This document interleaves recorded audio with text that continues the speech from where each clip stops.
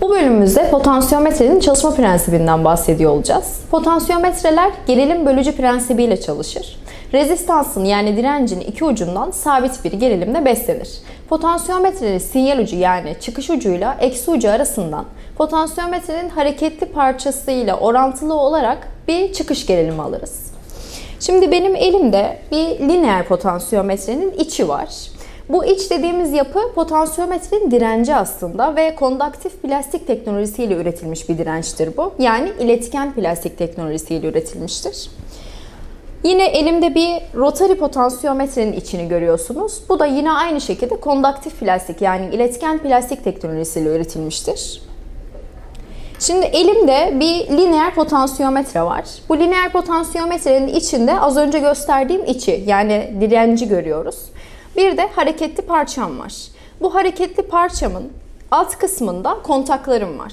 Bu kontakların direncin üzerindeki hareketiyle ben pozisyon bilgimi alıyorum.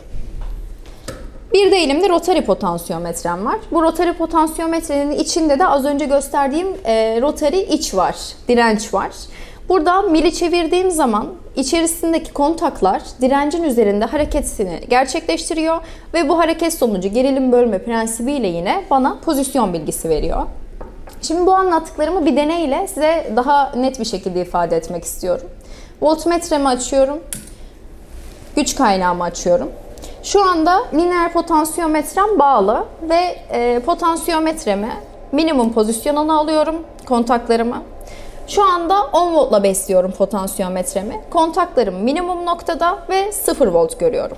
Şimdi kontağımı maksimum noktaya alacağım. Maksimum noktaya aldığım zaman multimetremin ekranında 10 volt olduğunu görüyorum. Maksimumda aldığım voltaj besleme voltajıma eşittir. Şimdi ben bunu orta noktaya aldığım zaman 5 volt göreceğim. Gerilim bölme prensibi demiştik ya.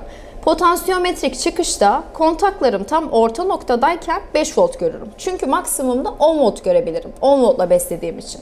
Minimum noktayla orta nokta arasına geldiğim zaman da 2,5 volt göreceğim.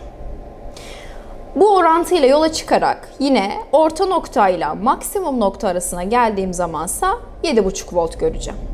Şimdi bunu daha da netleştirmek için kontağımı maksimum noktaya alıyorum ve besleme gerilimimi yükselteceğim. Ben buradan güç kaynağımdan besleme gerilimini yükselttiğimde multimetrenin ekranında değerin değiştiğini siz de göreceksiniz. Örneğin 16 volt alıyorum.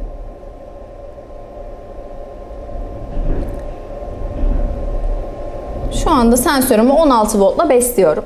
Multimetremin ekranında 16 volt olduğunu görüyorum. Maksimumda besleme voltajımı görüyorum. Kontağım maksimum konumda.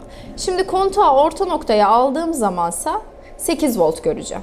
Bu orantıyla yine az önce olduğu gibi minimum noktayla orta nokta arasında da 4 voltumu alacağım. İşte gerilim bölücü prensip dediğimizi bu deneyle de bu şekilde anlatmış olduk.